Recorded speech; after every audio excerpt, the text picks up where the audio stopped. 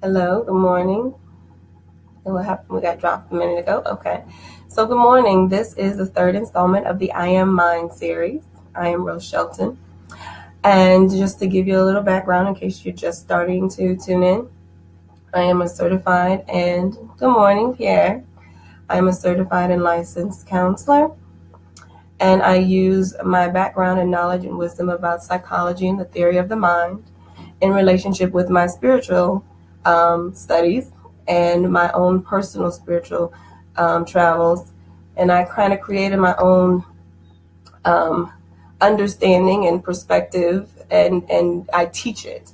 And I kind of have used it and experienced it and tested it in my own life. And so I've shared it in some places, and I've been asked to kind of now go public and share a more deep perspective where I'm actually teaching what it is that I've come to understand and how I've come to understand it so that others can do the same. And it's necessary that we all share wisdom and knowledge that we come into so that we can grow. We cannot do this without one another. So, hi, good morning, Anthony, Kiana, Charles, Juan. Good morning, everybody. So I'm going to start off by kind of going back to last week because I got some feedback from last week, and I was told that I kind of went really deep, really fast, and some people may not have really gotten exactly what I said when I was talking about the science of God. So I'm just going to reiterate, especially one point that I think was important because it kind of ties into to today that I and the Father am one.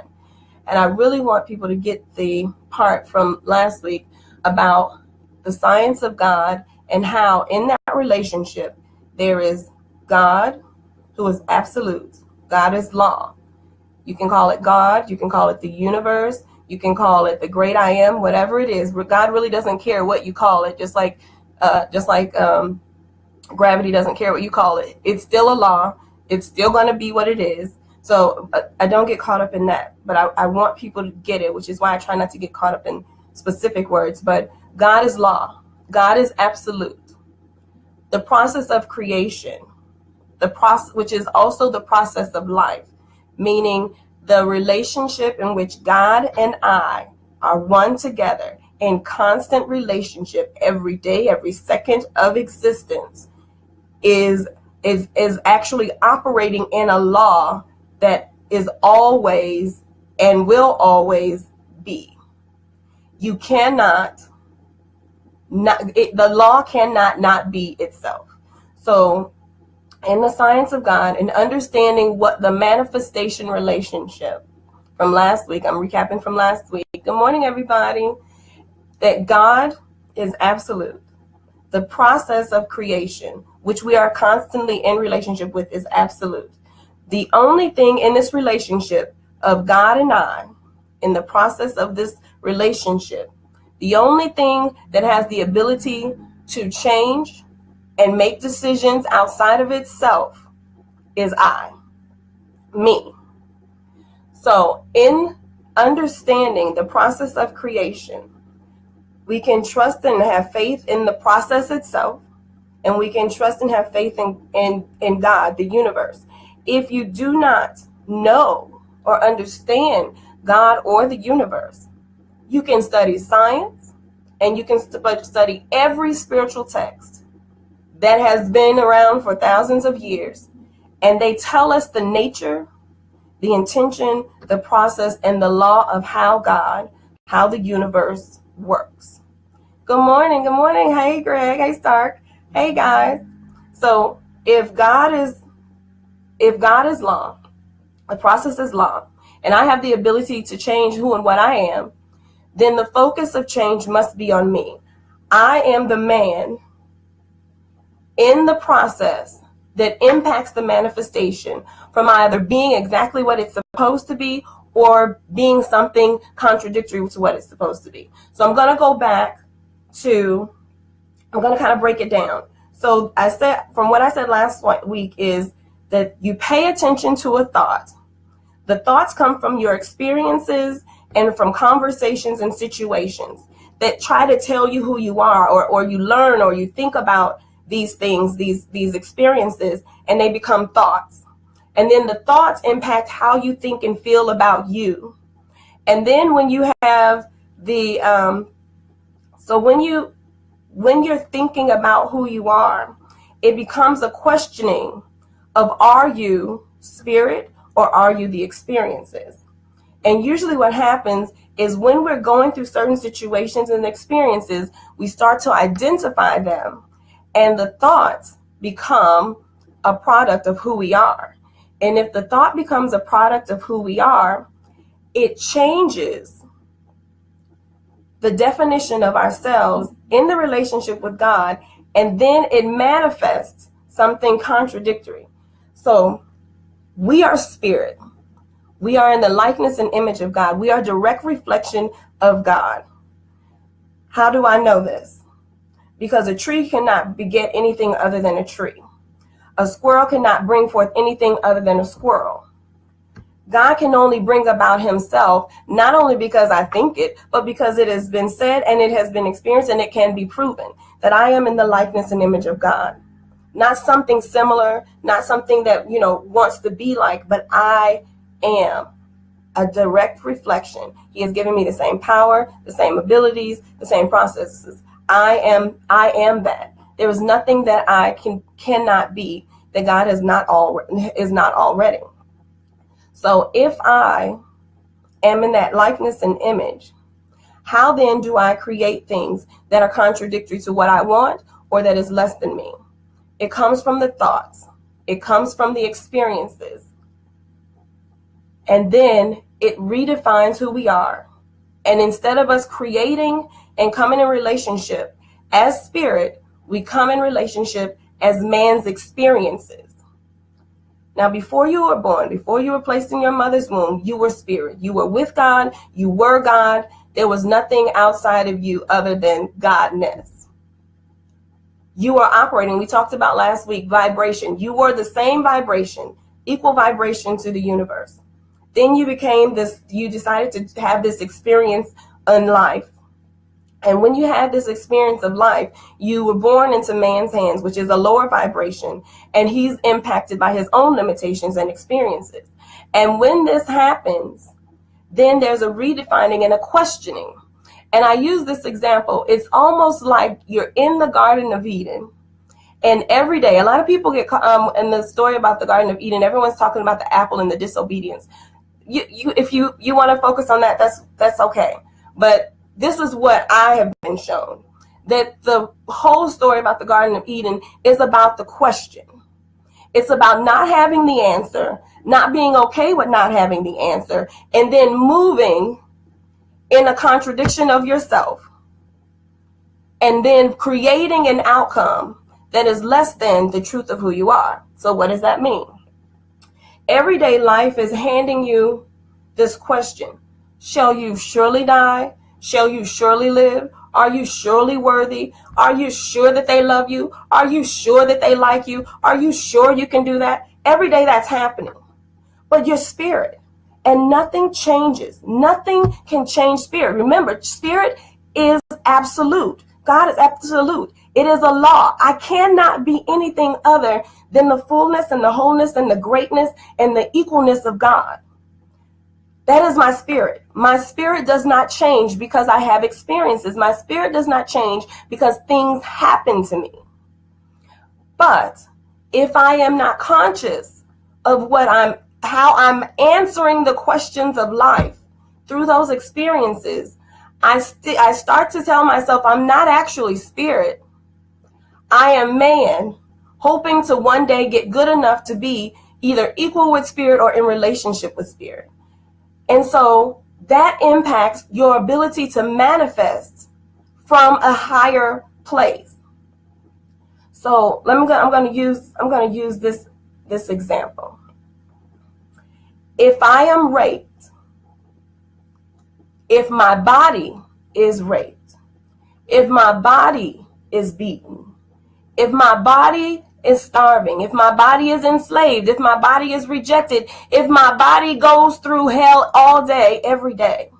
Notice I'm saying if my body, because there's a difference between your body that personifies this illusion of yourself in this life. Your body.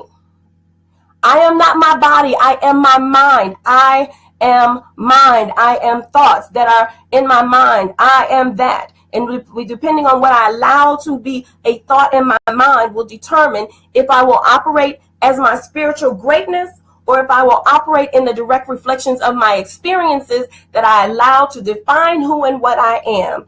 And the thoughts become my new story. So, if my body goes through things, I must understand that my spirit, though it is present, though it is there, though it sees all things and knows all things, my spirit is not changed by the things that happen with my body. It does not change by the experiences my body goes through. My spirit actually not only solidifies it in itself, but it whispers to you sometimes. It gives you dreams. It keeps trying to bring you back into your right mind, that you are already one with God. It's like that Adam and Eve, you're already one with God. But then a question comes and you're like, am I really like God? Does he really love me? Is this really abundance? And so you start to allow your body, your experiences to define and tell you things.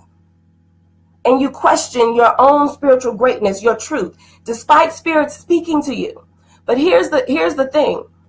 We have 5 physical senses, 1 spiritual sense. They call it the 6th sense, 1 spiritual sense. The 5 physical are so intense because we feel them. They become tangible. We feel the pain. We hear the words. We're experiencing, seeing horrible things. We're hearing. All of our senses are telling us stuff, and we're taking it all in. And if the spiritual sense is overwhelmed by all the physical senses, the physical sense will start to be that questioner, and sometimes we'll fall victim to believing that the physical senses are the truth of what we are and who we are. And we're going through those things. Good morning. Hey, Cynthia, Glenn. Hey, Rashonda. Hey, Toya. Congratulations on my baby girl niece. But so all of these things are speaking to us, but we are not our bodies. We are our minds. And so what happens when I am raped? What happens when I am beaten, when I am enslaved, when I am rejected, when I am taken advantage of? All these questions come and invade my mind, right? Invade the questioning space, my place of creation, the place where I sit in constant relationship with God, and they start to taint it. Why not? Why did this not happen to the other people? Why is this happening to me? You're constantly questioning yourself, constantly questioning your worthiness, constantly questioning if your spirit is present, if it is real. But even if you have the questions, it is just a question. If you know the answer, that is an experience, but it is not me. It is an experience, but it is not who I am. It is an experience, but my spirit still holds purpose. My spirit still holds power. My spirit still is in the reflection and the likeness of God. And there is nothing that I am not. I am that I am. And I am not defined by the things that are happening, by the things that are being said, by the things that are being taken away, by the things, whatever it is. And so if you can do that and operate in not the thoughts, but allowing yourself to continue, remember that I am spirit, then when you're in that relationship with spirit, with God, when I am the Father, and you're operating as I and the Father am one, but not I and the Father, I and my story with Father, but I in reflection of the Father, I in my pure form, in my true first nature, in the likeness and image of God, the manifestation will be great. But if you bring in your story, if you bring in the thoughts, if you bring in all of the experiences, then what happens is that your manifestation reflects your state of how you see yourself. So if I am broken in my relationship with God, my ability to create, because remember, I am a creator. I am a co-creator in the existence of my life. So when I am creating, I create, just like God, a direct reflection of me. So if I am raped, if I am beaten, if I am broken, if I am despair, if I am whatever the word is, then you only create that which looks and sounds and is a direct reflection of you. Which is why I was saying you've got to, man, know thyself. Know what you're thinking. Know what you're bringing in that bowl of creation, in that relationship with God. Because if you name yourself anything other than I am spirit and I am God, then it changes the manifestation to reflect exactly what man says he is. You have that power. You have that ability. That is your gift. That is your gift to choose what you will be and what you will say and believe about yourself. And God, the universe, the process of life, the process of creation, it does not judge you. It does not tell you you're wrong. It allows you to see in the manifestation what you're saying about yourself and then make another choice. You have that grace. You have that mercy to continue to choose every day, every second of your life, who you will be. Every day. So how does this tie into what I wanted to talk about today? So I wanted to talk about I and the Father in one, but I wanted you to understand first, and I hope this makes sense. If you still have questions and it's still, a little too woo-woo or deep, send me an email. I'll break it down even further. It took me a long time to get here. It took me through I had to go through a lot of experiences, a lot of change and stretching. So I'm not expecting you to get it like just because I'm saying it. Some of you are already there. You've been asking the same questions. All I'm doing is confirming that you're not by yourself.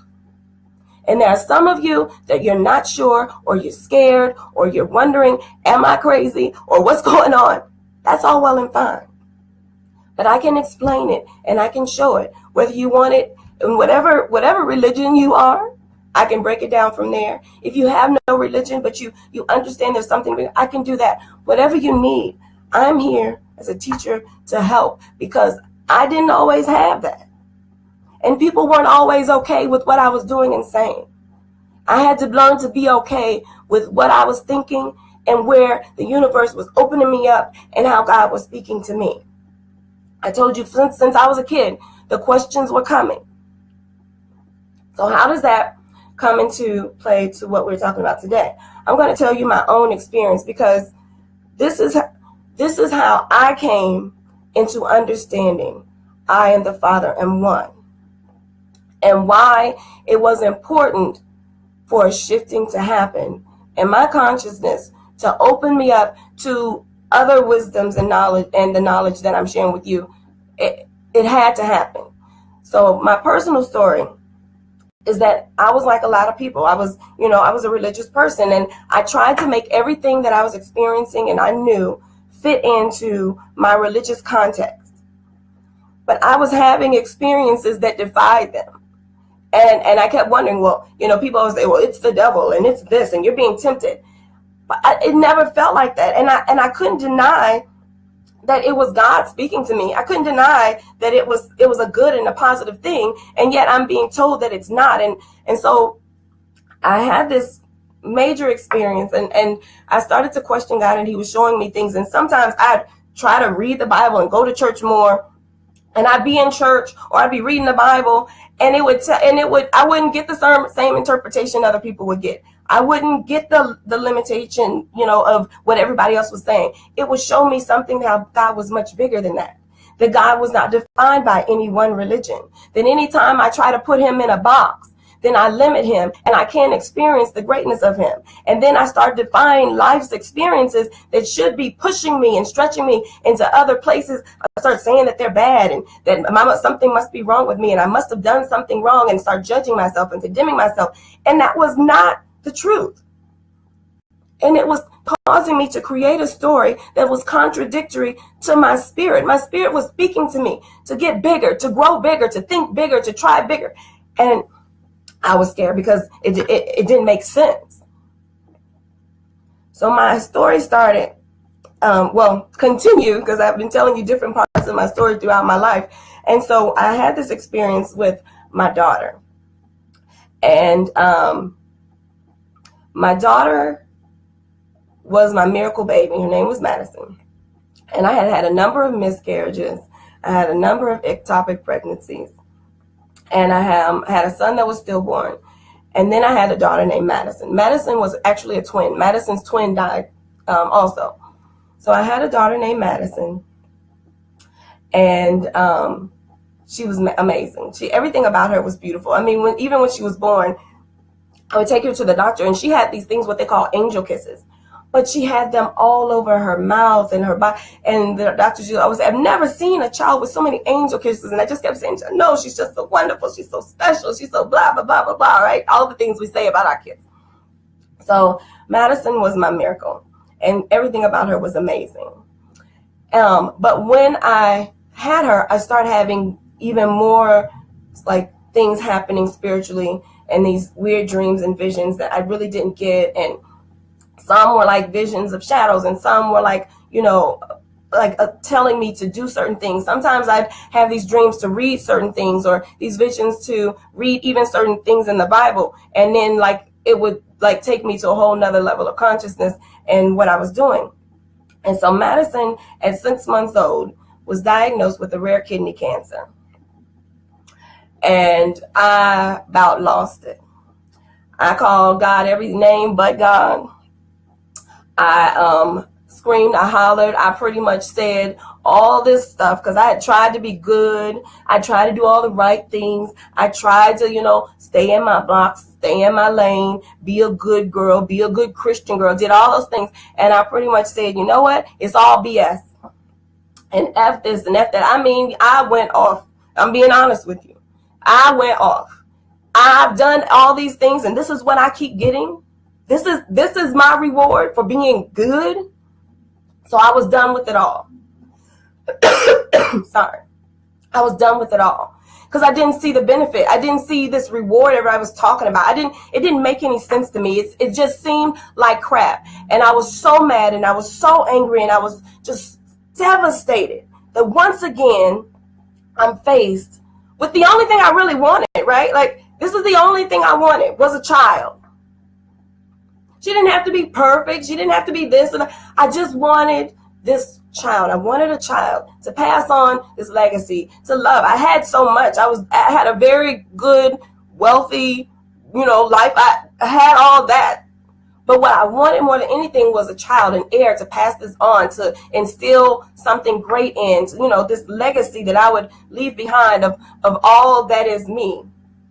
And maybe that sounds selfish, but I'm being honest with you. I want you to see yourself in my honesty, because sometimes we're not as honest outwardly as we should be. But I want that to be okay. I want that to be okay, to say those things that may not always be PC. So I had her, and at 6 months she's diagnosed with kidney cancer, and I was done with religion. I was done with God. I was done with everything. And when I said that to God, I started having more visions and dreams. And it was weird. And it was crazy. And then it was enlightening. And then it was freeing. And then it was amazing. And then I thought, if it's coming like this, then he's just like letting me know, I got you, girl. I got you. I know you're mad. I know you're frustrated. I know you've been through a lot, but I got you. So I'm like, oh, okay. Everything's going to be okay, and my daughter's going to be fine. And then, like, a few months later, she had a 90% cure rate, right? So I'm thinking, okay, we'll go through it, no big deal, have the surgery, blah, blah, blah. And then all of a sudden, she's doing good. They don't know why she's doing good. She's doing bad. They don't know why she's doing bad. And all these things are happening to the point where they kept putting her on different chemos and different trials and different this and different that. Then they got St. Jude involved, and they had doctors from the University of Chicago, not for the university, but the Chicago's Children's Hospital, and this Children's Hospital. And then they were all calling over into Europe, and they were it was in the country, outside the country, all these doctors, and they couldn't figure out. I don't know why she's doing bad. I don't know why she's doing good. And so, but I kept thinking, well, she's supposed to not make sense, right? She's a miracle. There's something great about to happen. And about 4 or 5 months, 6 months into the treatment, when we thought everything was finally good, she like turns and she can't breathe and she can't gain weight and everything's shutting down. And she's not creating enough blood, that she needs a blood transfusion. I mean, just any and everything you can think of. And I'm thinking, this little tiny body, baby, you're talking about doing all these things to this little tiny body, baby. And I'd already seen like my mother-in-law and some other people go through, chemo and radiation and all that. And I'm thinking, if these grown folks like suffer and go through all this, how are you going to do all this to my tiny baby? My miracle. You're about to destroy my miracle. What are you talking about?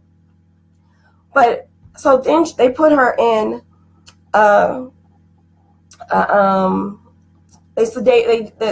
she was in a coma, a medically induced coma, because her body not only was shutting down, but her tissue wouldn't absorb fluid. So all the fluid was in her body, and she swelled up like 3 times. And she couldn't breathe, and they didn't understand, or couldn't, the radiation, nothing was working. And so they had her in this place, and I stayed there the whole time. It was like weeks on end, and I stayed there. I never left the hospital. My husband would bring me clothes. I would take showers in the hospital.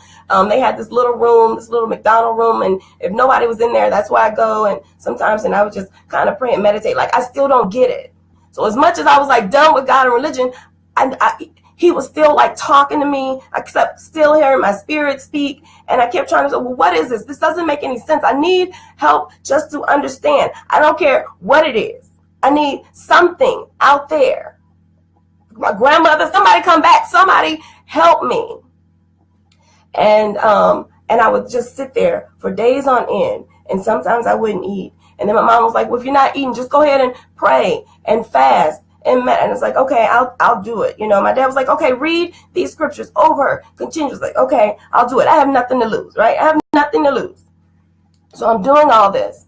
And I have this, God starts saying to me, I and the Father am one. I am the Father am one. And so he takes me this scripture that talks about I and the Father am one. But he also gave me a list of these books. Religious books like the Bible, the Quran, the Tao Te Ching. I know people don't believe it, but all these different spiritual texts to take with me to the hospital.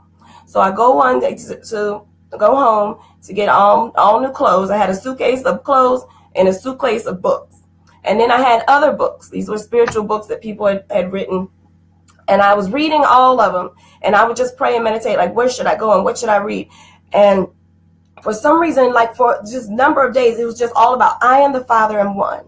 I and the Father am one.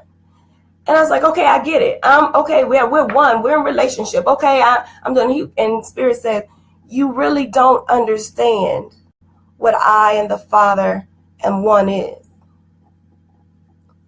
And until you get it, until this makes sense to you, I cannot take you where you're asking me to take you. You cannot receive the knowledge and the wisdom that you're asking until you first get this. You got to know who you are and how we are one. I'm like, what?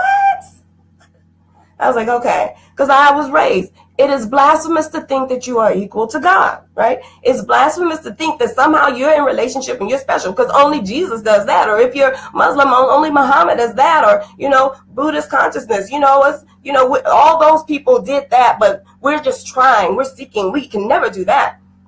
And I'm hearing, no. They're just examples of who you are. That's why I told you to bring this so that you can know who you are. These aren't stories. This is who you are. These aren't nice things to show what I can do through the person that I choose. I choose all of my creation. Everything I create is good. There is no one that I have created. There is nothing that I have created that has not been named good and in my likeness and image. So how can you keep thinking that I have to do for you, that I have to believe for you, that I have to change something for you? I and you are one. And if you get this, if you just get this, I've been trying to tell you for years to get this, and he had been. But I thought it was wrong. I thought it was something not right with it. It went against everything I had been told. And so now here I am, doing nothing other than waiting for my daughter to be better, reading and consuming myself with spirit and consciousness and thought. Hey, Andrew. Hey, Jeff, Ramona. Hey, everybody. Hey, Rudy. And I'm consumed with all of the spiritual thought that's coming. And he's telling me that I am no different than anybody that has come before me, except that I don't believe that I am. That's the only difference between me and Christ, me and Muhammad, me and Buddha. The story of the Bhagavad Gita is that I don't believe that I and the Father am truly one, that I am a direct reflection of the Father, and I manifest and create in this relationship. I have power in this relationship. This praying and begging and waiting for him to do. I have power. I and the Father am one. So I'm sitting there and I'm like, you know what? Once again, I don't have anything to lose. So I'm like, okay, I'm going to believe it. I'm going to accept it. And I'm waiting for everything to fall down around me, right? So I accept. I believe that I and the Father am one. And I open myself for you to teach me what that is. That was my conversation. That was my prayer, my what happened. And not soon after that, I had more dreams and visions that were amazing. I started to have visitations by angels in my room. And then I had this dream of this spider that came out of my daughter's mouth. And we were in the ICU, and there was, the same nurses and doctors, that would come around all the time. And there was a nurse that was a traveling nurse. And the boy next to us that my family had become friends with, because he was in the ICU as long as I was, he was in there. He was brain damaged. There was no activity on his brain whatsoever. And so this traveling nurse came, and we had a lot of traveling nurses in the ICU. And I never seen her before. I just saw her one time, and she went to the place next door to me. And I'm saying this because I had so many experiences of angels showing up, not just in spirit, not just in visions and dreams, but even in people. I opened myself to receive things and the spirit through people, because what God was showing is that when I and the Father am one, then I am able to use and operate through you at my maximum ability, your maximum spiritual ability, to do the things that we are to do in relationship of us, I and you being one. And so the nurse goes to the people next door, and the next thing I know, they say, I hear screaming, oh my God, no brain activity for weeks. They wanted to pull his plug. Actually, we found out that my daughter, and this kid were on the list of possible having a free bed, because they were expecting both of us to die. Both my daughter and these people's son. He's got brain activity. He's waking up. The next day, the same nurse. No, nobody's relating this to this nurse. I didn't relate this to this nurse until after everything happened. She comes to my room the next night. My daughter's been in ICU for weeks. Nothing's happening. It's all bad. They bring me nothing but bad news all day, every day. And I'm like, whatever. Okay, I'll see. Whatever. Okay, I'll see.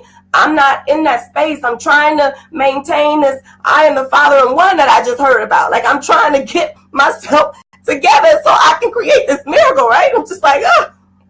So she comes in and she, weird lady. If I was in judgment, I'd be like, is she on something? Just weird, just, But she starts to do the regular things that they do. And she says, I'm going to do this and I'm going to do that. And I was talking to her. I was like, yeah, this is going on. She was like, oh, don't worry. She'll be all right.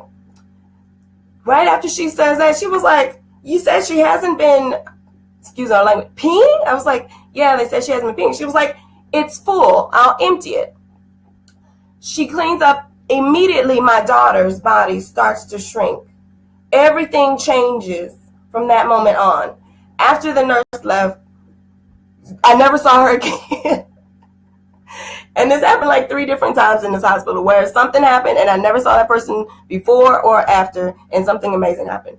But I'm saying this because I want you to understand that coming into this consciousness changed my life. It changed how I saw things. And so so after this, my daughter feels better and things are going on. I leave and I'm in this new consciousness. I and the Father am one. And 1 month later, my daughter dies. Everything literally switches in the matter of a couple hours. And I lose it. I absolutely lose it. She's not breathing. I was holding her when she died. I could feel her body stiffening. I could feel the breath leaving her body and the blood gurgling up and coming out of her mouth.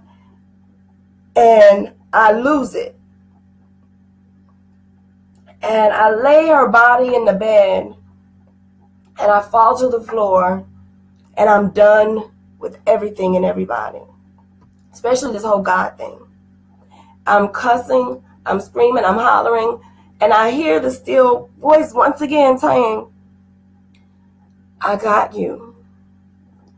And it's finished. It's still talking to me and telling me that it's all good, it's okay. And I'm telling it to leave me alone. I'm begging it to kill me.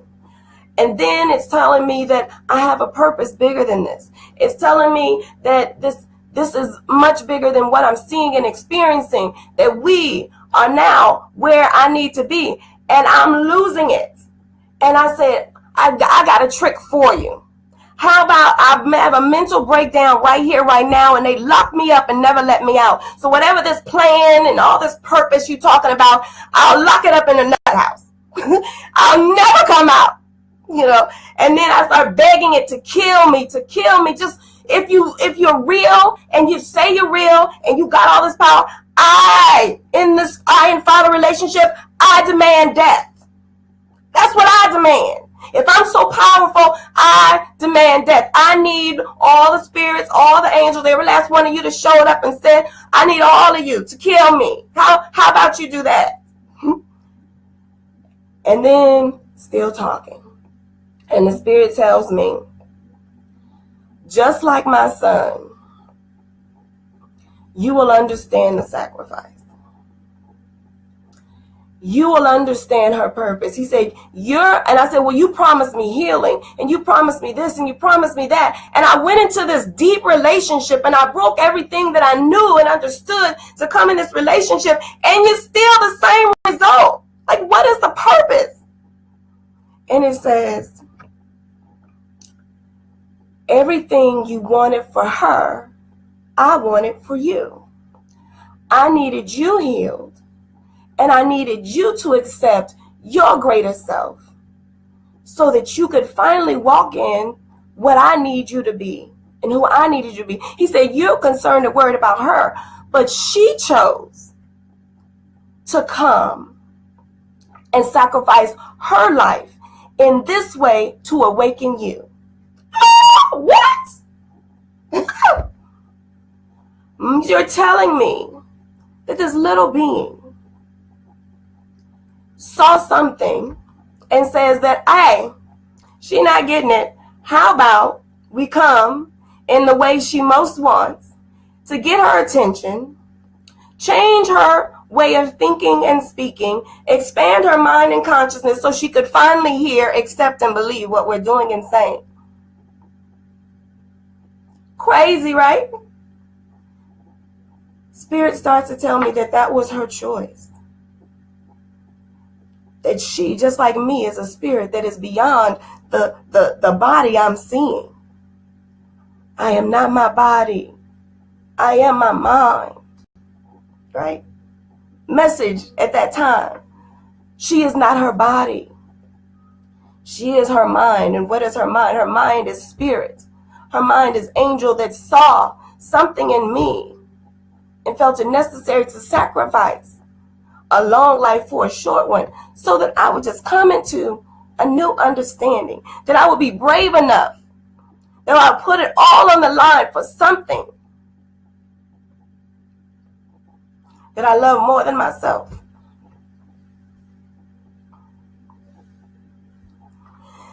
Whew. And so I'm on that floor, and I stop screaming and hollering and telling everybody to leave me alone and get away from me. And the Spirit says, say it is finished. Say it's finished. It's all finished. Everything in the past, all the old, it's done, it's over, it's finished. And I'm like, no, it's not finished. Like, we're not finished. Like, I'm still confused. Like, no, I'm not letting you get away with this. Like, I'm calling you on the carpet. Like, I hear the people's loving and forgiving. No. I'm about to do something real dangerous and tell you about yourself and make sure I don't have anything to do with you. I don't care what you're saying. And it says, no, say it is finished. Because just like my son understood that it was bigger than him, you know this is much bigger than you. I've shown you too much. I've walked you to the other side. And he did. I saw the other side. I know there's another side. The dreams and the visions were coming so intensely that even my husband started having them. And he has no history of what I had in my family about seers and visionaries. And so it was like overflowing. And so I say, okay, I tell you what. It is finished. It's finished. And this peace comes over me. And then the song, I Surrender All, started to come, and it was playing in my head over and over again. And without going further in the story, the purpose of me telling you this story is that if you can get and grasp that I and the Father am one, and then understand how that operates in your relationship, that you are not your stories. I'm not that story. That story still bothers me. My experiences still sometimes hurt. But I am not that. My stories, my experiences, they come to awaken me. They cause me to allow myself to ask questions and bring forth the right answer, knowing that despite the situation, circumstances, and experiences, I am still a spirit, whole and perfect in every way, full of purpose and power and intention.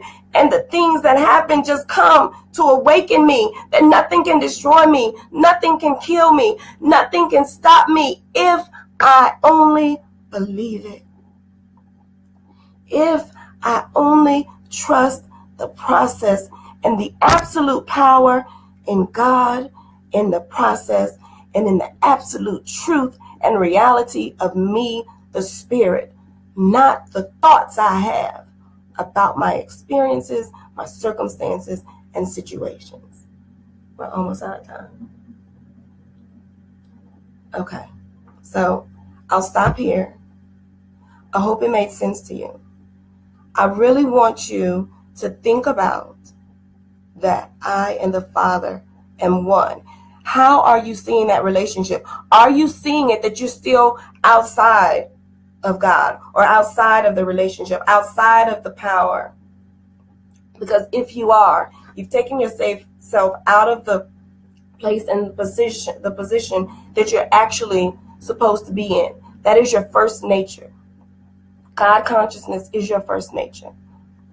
Your life, your experiences, the things that your body has gone through, that your parents have gone through, that your culture, that your race, that your country, has nothing to do with the truth of who you are. So I would like for you, over these next few days, to ask yourself, not only who am I, what are the thoughts I have that define and redefine and outside of the truth? Because remember, you are a creator. You have the ability to create, to recreate, to define and redefine. You, I, the person in the relationship with God, with the universe. So what am I saying? How am I naming myself? What nature am I giving to myself and then bringing in the relationship? And am I contaminating the relationship? Or am I furthering the reality and the truth that I am beyond all things that I experience? And when I am able to look back and see my power and see the ability to withstand and overcome all things, can I walk in that truth? Can I accept that truth and know who and what I am, absent of everything I've experienced? All right, I love you guys. Even though I was on the floor and told God I didn't want nothing to do with nobody, he told me to write everything down. During the whole journey with my daughter, he told me to write everything down. I actually wrote a book about it.